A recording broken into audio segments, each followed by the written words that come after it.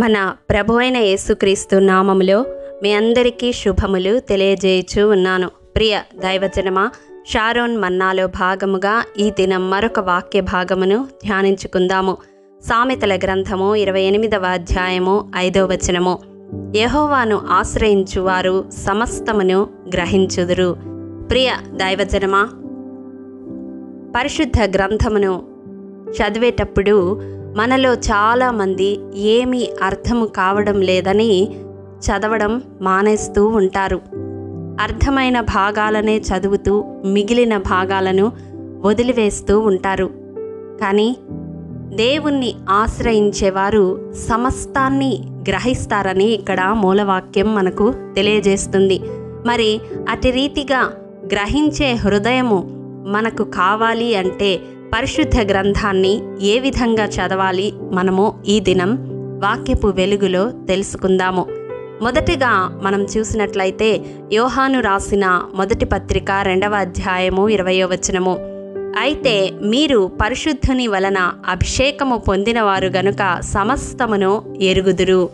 ప్రియ దైవజనమా, మనము వాక్యమును ధ్యానించడానికి పరిశుద్ధాత్మ దేవుని సహాయము పొందాలి.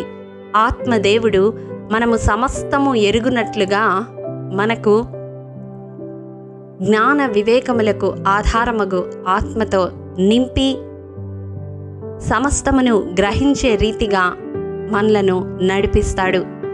రెండవదిగా మనం చూసినట్లయితే ఇర్మియా గ్రంథము 33వ అధ్యాయము 3వ వచనము.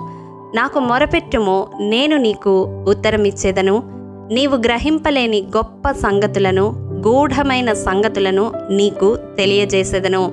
ప్రియ దైవజనమా, పరిశుద్ధ గ్రంథము ధ్యానించేటప్పుడు ప్రార్థనాపూర్వకముగా మనము ధ్యానించేవారముగా ఉండాలి.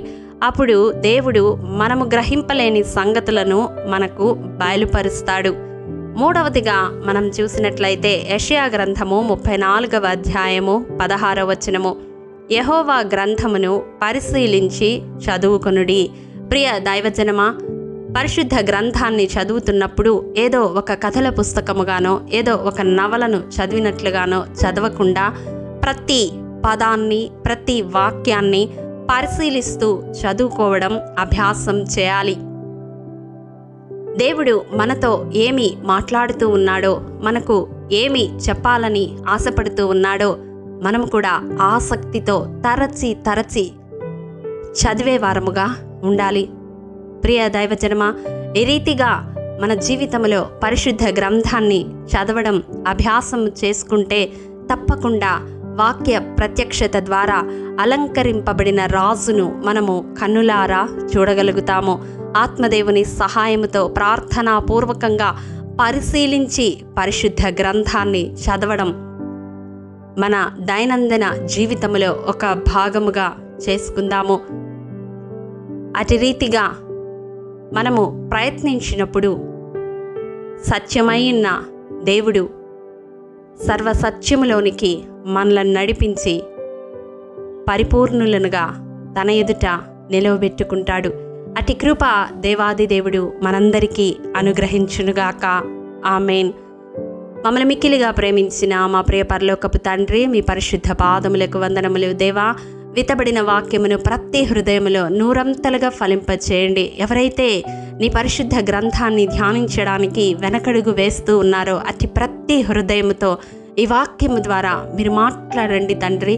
మీ ఆత్మ సహాయము ద్వారా ప్రార్థనాపూర్వకంగా పరిశీలించి చదివే ధన్యతను మాలో ప్రతి ఒక్కరికి దయచేయమని యేసతి పరిశుద్ధ నామం పేరట అడిగి పొందుకొని ఉన్నాము తండ్రి. ఆమేన్. ప్రియ దైవజనమా, అనుదినము షారోన్ మన్నా ద్వారా అడగబడుచున్న నెంబర్ ఇన్ బైబిల్ క్విజ్ ప్రశ్నలకు సమాధానములు ప్రతి నెల మొదటి వారము కామెంట్ బాక్స్లో పోస్ట్ చేయబడతాయి. కాబట్టి గమనించి మీకు తెలియని ప్రశ్నలకు సమాధానములు తెలుసుకొనగలరని ప్రభు పేరట మనవి చేయుచూ ఉన్నాము. ప్రియ దైవజనమా, ఈ దినం నెంబర్ ఇన్ బైబిల్ క్విజ్ ప్రశ్న: ఇశ్రాయేలీలను 30 ఏండ్లవాడై ఏలనారంభించి 40 సంవత్సరములు పరిపాలించిన రాజు ఎవరు? మీ సమాధానం మాకు తెలియజేస్తారు కదూ. ప్రభు కృప మనందరికీ తోడైండునుగాక. ఆమేన్. ప్రియ దైవజనమా, ఈ దినము జన్మదినము, వివాహ దినము జరుపుకుంటున్న వారికి షారోన్ గ్రూప్ తరపున హృదయపూర్వక శుభాకాంక్షలు తెలియజేయుచూ ఉన్నాము. దేవుడు శ్రేయస్కరమైన ఆశీర్వాదములతో ఈ సంవత్సరాది నుండి సంవత్సరాంతము వరకు మిమ్ములను నింపాలని ప్రార్థిస్తూ ఉన్నాము. ఆమేన్.